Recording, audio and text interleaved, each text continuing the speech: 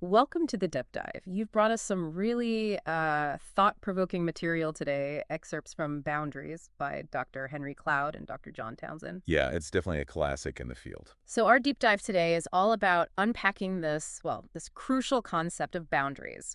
We're going to explore what they are, why they're so vital for a healthy life, and healthy relationships, So, how they develop or sometimes don't, and tackle some of those common misunderstandings around them. Think of this as your personal guide to navigating the world with clarity and strength. it's fascinating, isn't it? When we first think of a boundaryless life, Yeah. it can sound almost ideal, like being completely open and available. Right. But what the book starts to reveal is how quickly that can become overwhelming and even lead to resentment. Yeah, I can see that. And perhaps the biggest surprise for many is this idea that setting boundaries isn't about being selfish. It's actually, well, a cornerstone of well-being and genuinely healthy connections with others. Absolutely. Prepare for some potential light bulb moments Yeah. as we delve into what truly falls under your responsibility and, just as importantly, what belongs to someone else. Okay, let's jump right in. According to Cloud and Townsend, what are we really talking about when we say boundaries? Well, they begin with a really relatable image. Think of physical property lines. They're Yeah. clearly defined, Yeah. right? They indicate ownership, and they delineate who's responsible for what. The authors argue that we have similar boundaries in our emotional and spiritual lives, even if they aren't visible. Huh. Ultimately, these boundaries define the very core of who you are, your soul, as Proverbs wisely advises us to guard. It's about knowing where you end and someone else begins. So it's about establishing that personal space, not just physically, but in those less tangible areas of our emotions and our spirit. Exactly. Now, one thing that really struck me in the excerpts you shared was this distinction between being responsible to others and responsible for others. Can you say more about why that's such a key difference? Oh, this is where a lot of us can get tripped up. Hmm. We see the call in Galatians to carry each other's burdens. Hmm.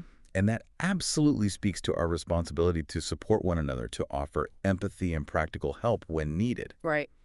But the book is very clear that this doesn't translate to being responsible for another person's feelings, their choices, or, the consequences of their actions. Mm, How often do we find ourselves trying to control outcomes for others?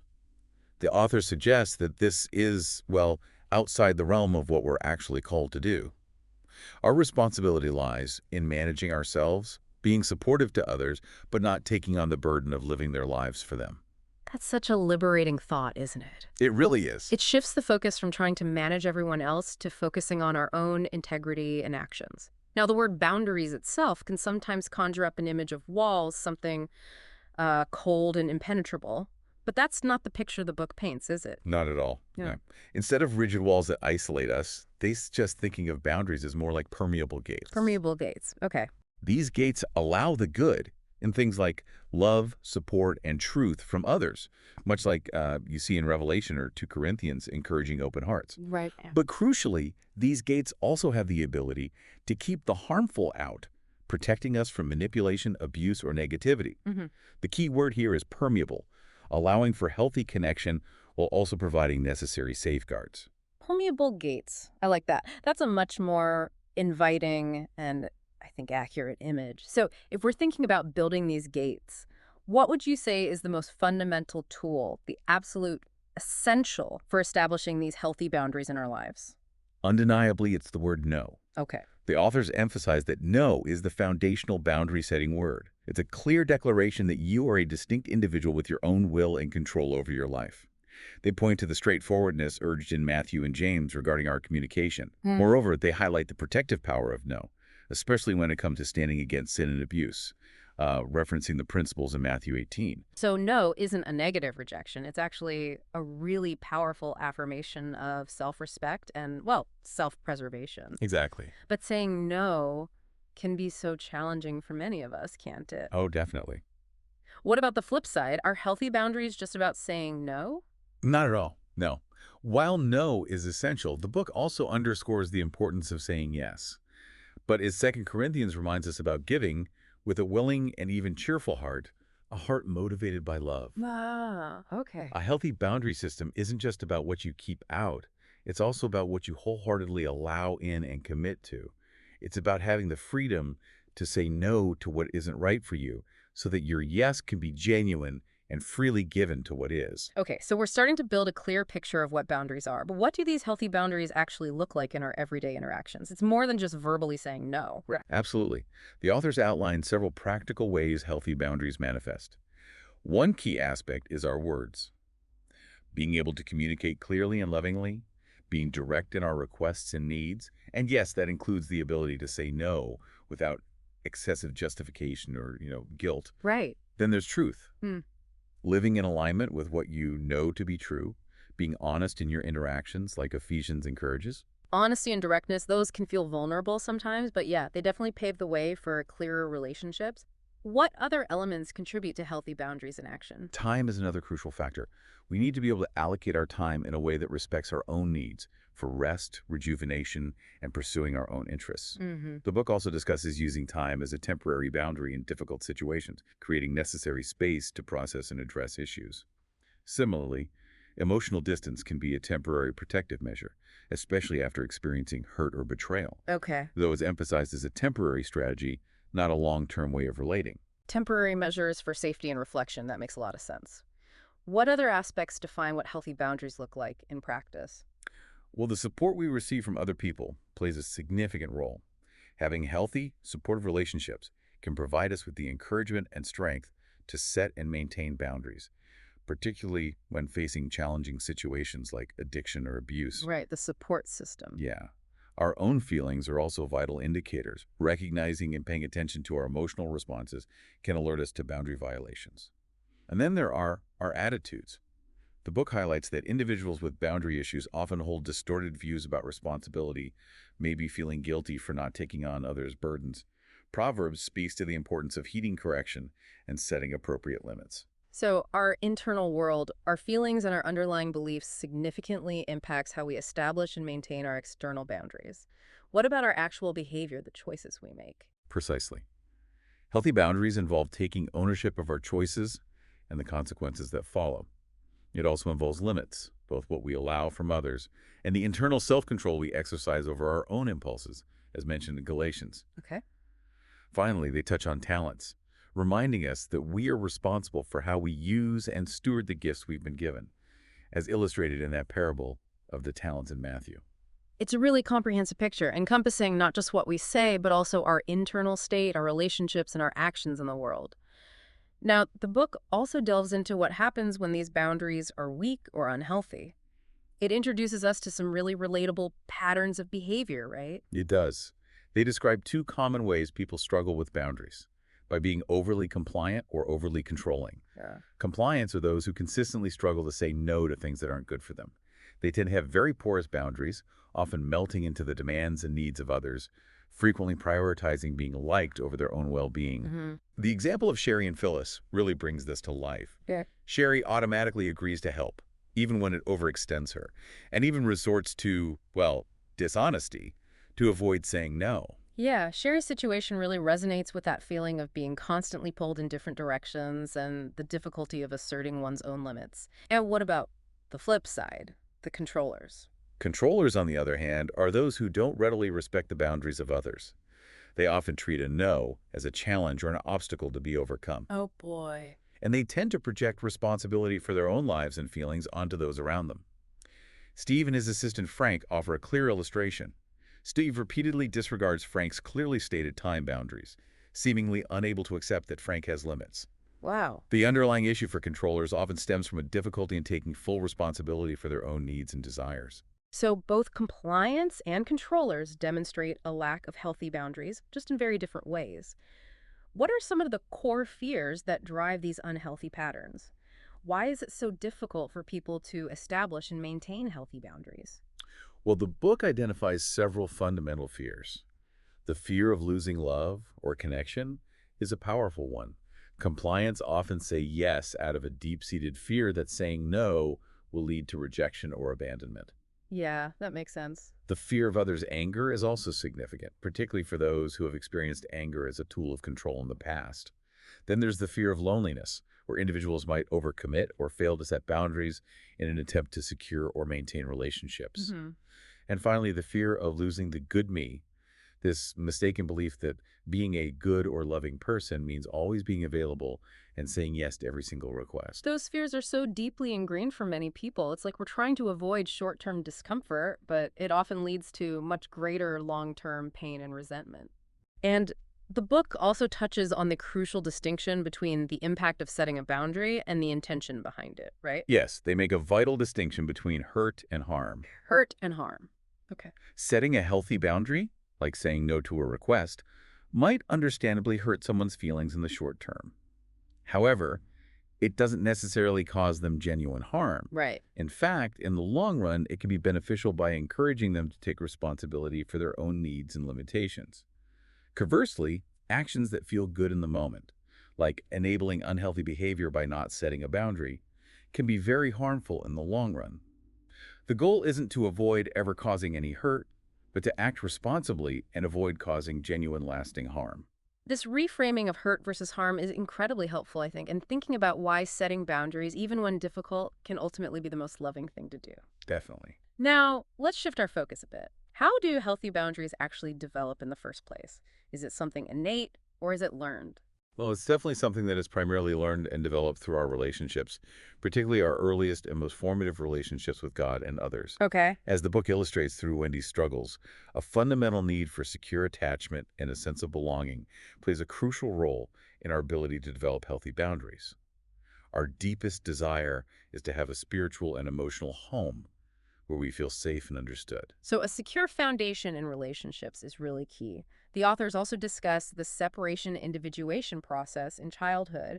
That sounds like a pretty significant stage in boundary development. It is. They outline three key phases that children go through. Hatching, which is the initial realization of separateness. Mommy and me aren't the same. Right. Practicing, where the child begins to explore their independence and learns that asserting themselves, even with a bit of healthy aggression, is okay within safe limits. And rapprochement, which involves the child realizing, I can't do everything on my own, and understanding their ongoing need for a connection with their caregivers. Interestingly, the ability to say and accept no is really refined during this rapprochement phase and is a critical step in developing a strong sense of self and healthy boundaries. That makes perfect sense. Those early experiences of testing limits and learning where one person ends and another begins seems so foundational. What specific role do parents play in nurturing healthy boundaries in their children? Parents have an absolutely vital role. Yeah. They need to create an environment where children feel secure enough to express their own needs and even their no, honoring those boundaries when appropriate. Okay. This doesn't mean giving children unlimited freedom, obviously, but it does mean listening to their resistance and disagreements without withdrawing love or affection. Setting clear and consistent limits, but doing so with connection and understanding rather than as punishment or rejection, is crucial. Furthermore, allowing children to experience the natural consequences of their actions within a safe framework helps them learn about responsibility and the reality of boundaries. So it's a delicate balance of providing both support and structure. Exactly. But what happens when this developmental process goes awry? What are some of the boundary injuries that can result from unhealthy early experiences? The book details several ways in which a child's ability to develop healthy boundaries can be significantly impacted. Consistent parental criticism can make a child internalize a sense of inadequacy and fear of asserting themselves. Yeah. A lack of clear limits can lead to a sense of entitlement and difficulties with self-control later in life. A lack of emotional connection and attunement can create a deep-seated feeling of being unwanted or unseen. Issues like parental alcoholism or addiction can create immense boundary confusion within the family system, often leading to a constant state of hypervigilance and guardedness in the child. And of course, direct trauma, like abuse or significant loss, can severely damage a child's ability to trust and establish healthy boundaries, as poignantly illustrated by Jerry's experience with his mother's abuse. It's sobering to think about how these early experiences can have such long-lasting effects on our boundary patterns as adults. Now, the book also lays out what it calls 10 laws of boundaries. These sound like really important guiding principles. Can we explore some of those? Absolutely. These 10 laws provide a practical framework for understanding and implementing healthy boundaries. The law of sowing and reaping is a fundamental one, reminding us that there are consequences to our actions. We will inevitably reap what we sow. Right, consequences. Then the law of responsibility clarifies that while we are called to love and support others, we are not responsible for being them or for carrying their burdens in a way that prevents their own growth. We are responsible for our own feelings, thoughts, behaviors, and growth. Mm-hmm. And we are not meant to rescue others from the natural consequences of their choices. Proverbs has a lot to say about the importance of allowing others to face consequences. The idea that we can't ultimately shield others from the results of their actions and that trying to do so can actually hinder their growth, that's a really important takeaway. Definitely. What are some of the other key laws? The law of power is a crucial one. It emphasizes that the only person we truly have control over is ourselves. We influence others by changing our own reactions and behaviors. Okay, focus on self. Yeah. The law of respect calls us to honor and respect both God's boundaries and the boundaries of others. The law of motivation highlights the importance of examining why we are setting a boundary. It should stem from love and a desire for health, not from fear or resentment, like Stan's fear of anger showed. Right. The law of evaluation encourages us to regularly assess the impact of the boundaries we set, to discern between whether they are causing necessary discomfort for growth or unnecessary harm, which Jason had to learn. Acting out of a place of love rather than fear that feels like a really solid compass for navigating boundary setting. What about the remaining laws? The law of proactivity urges us to take initiative in setting boundaries rather than passively waiting for others to respect them. The law of envy cautions us against comparing ourselves to others, and instead focusing on our own responsibilities and what is right for us, like Galatians says. Good reminder. The law of activity reminds us that we are meant to be active participants in our lives, both responding to what happens and initiating healthy interactions and boundaries. Passivity can often be detrimental. And finally, the law of exposure stresses the importance of communicating our boundaries clearly, honestly, and directly, as advised in Ephesians. Unspoken boundaries often lead to frustration and unhealthy indirect communication. These 10 laws really provide a robust framework for thinking about and implementing healthy boundaries in all areas of our lives. Now, the book also addresses some really common misconceptions people have about boundaries. Let's try to clear up a few of these myths. Yeah, good idea. One of the most prevalent myths is that setting boundaries is selfish. Oh, yeah, I hear that one a lot. Right. The book strongly refutes this, making a clear distinction between selfishness, which is about prioritizing your own needs at the expense of others and without regard for their well-being, and stewardship, Stewardship, okay. which involves taking responsibility for yourself and your God-given resources, including your time, energy, and emotions. Saying no to things that would harm you or overextend you is actually an act of good stewardship. Another common myth, particularly in faith communities, is that boundaries are a sign of disobedience. The authors argue that the opposite can be true. If we lack the ability to say no to things that are not right or healthy, then our yes loses its true meaning and often stems from obligation or fear rather than genuine love. Remember that bit about cheerful giving? That's a really insightful point. A genuine yes requires the freedom and the capacity to say no.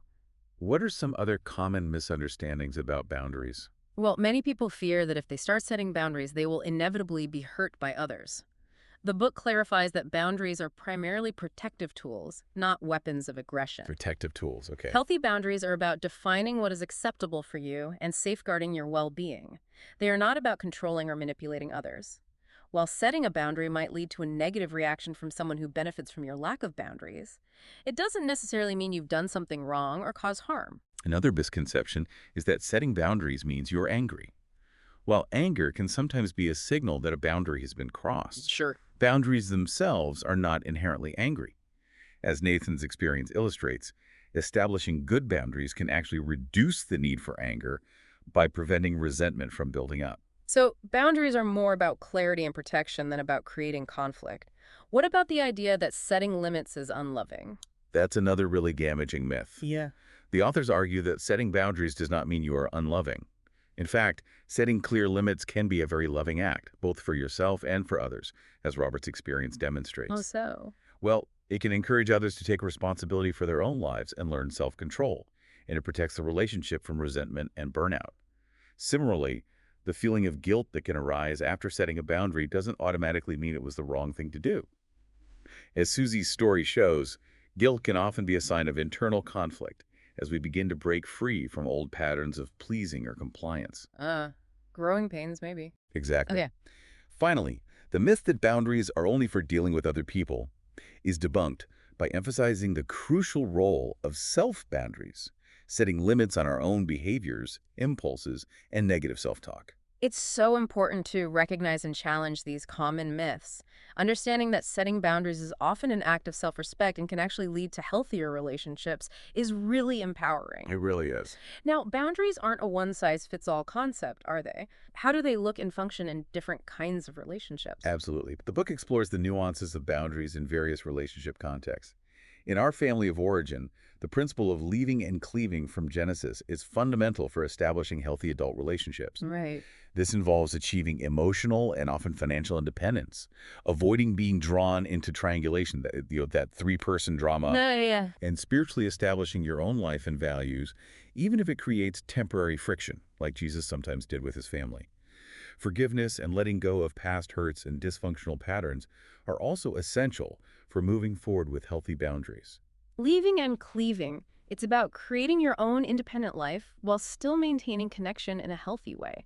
What about our friendships? In friendships, the book highlights common boundary challenges, like the dynamic between a compliant friend and an aggressive controller, or a compliant and a manipulative one, or even a compliant and a non-responsive friend. Okay.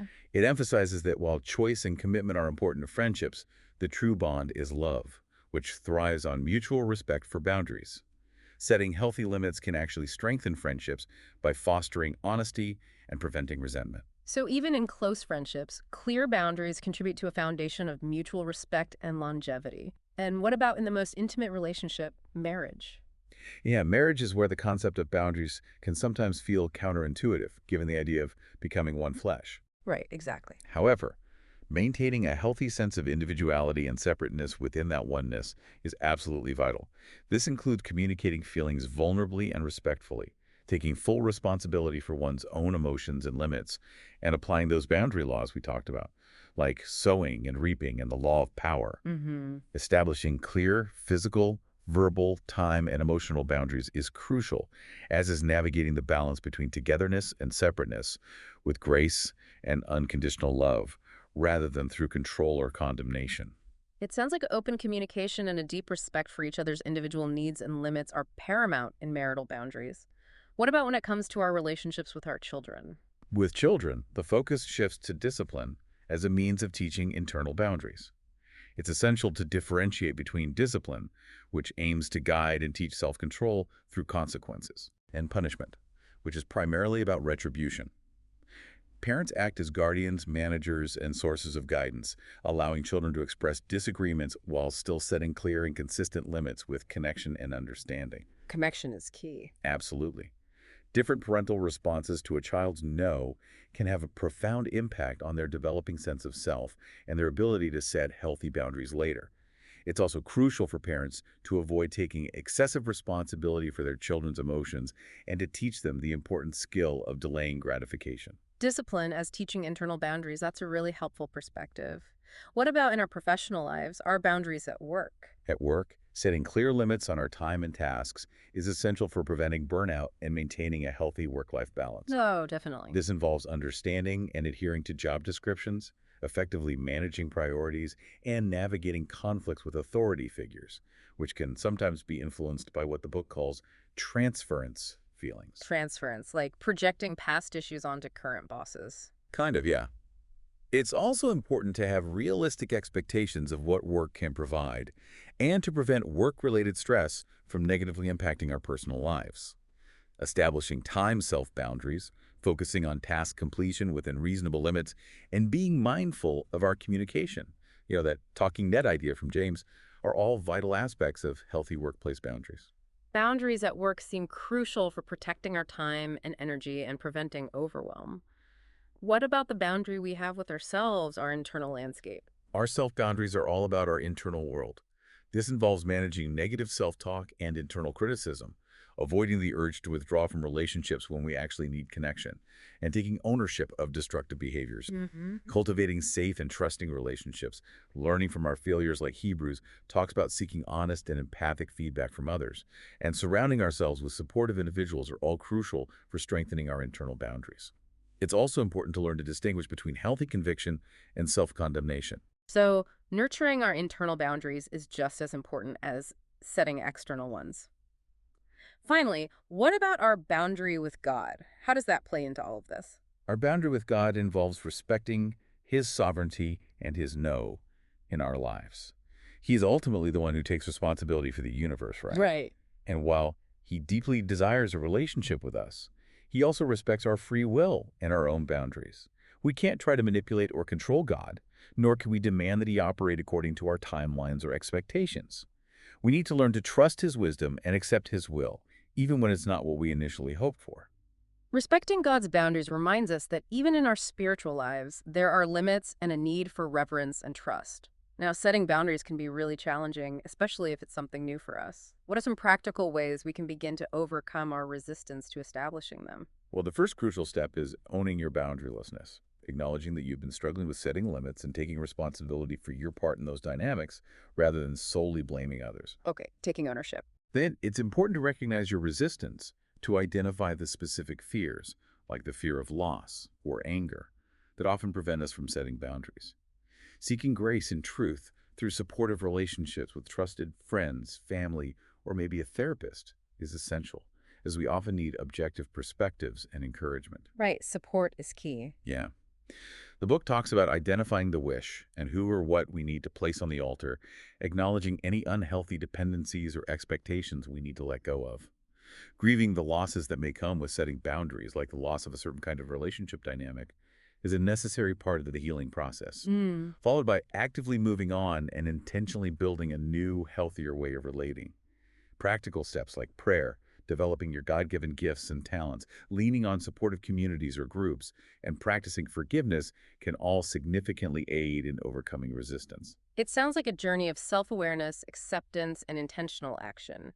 What kind of positive changes can we expect to see in our lives and relationships as we begin to develop healthier boundaries? Interestingly, one of the initial signs of growing boundary awareness can be an increased sense of resentment. Resentment. Really? Yeah, it sounds odd, but it isn't necessarily negative.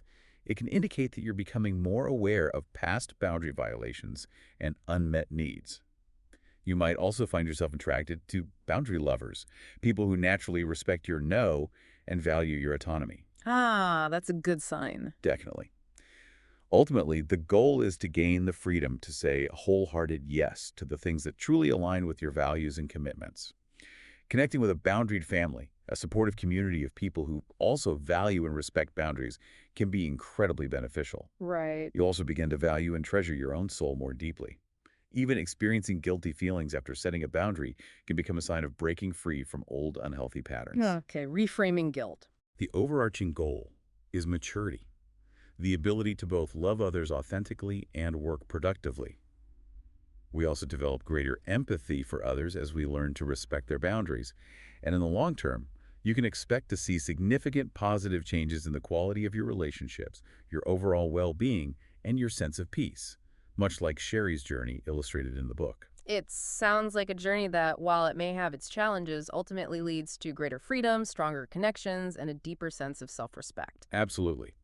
As the book beautifully concludes, while life will inevitably present difficulties, developing mature and healthy boundaries equips us with the resilience and inner strength to navigate those challenges with greater grace and peace. This has been such a rich and insightful deep dive into the concept of boundaries, drawing from the valuable wisdom shared by Dr. Cloud and Dr. Townsend. What's truly remarkable is how these practical psychological principles so beautifully align with fundamental biblical truths about love, responsibility, and caring for ourselves and others. Yeah. It's quite seamless, really. So, to bring it all together with some key takeaways from you.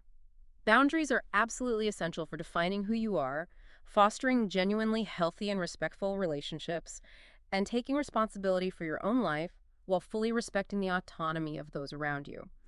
Setting limits, learning to say no when necessary, and understanding the difference between being responsible to and for others are not selfish acts, but rather crucial components of personal growth, spiritual maturity, and authentic connection. And it's important to remember that developing healthy boundaries is an ongoing process of learning, growing, and refining, not a, one-time achievement. It takes practice. Yeah, definitely.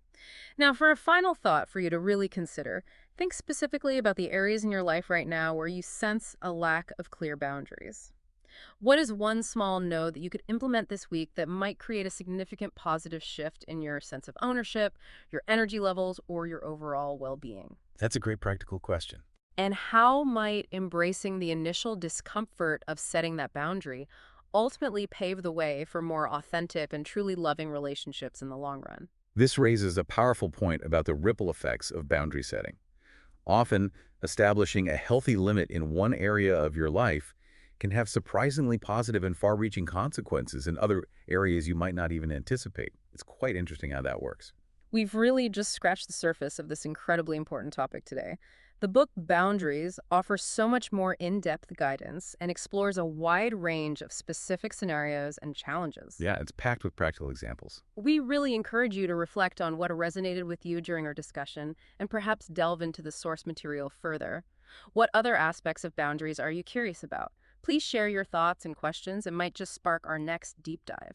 Thanks so much for joining us today.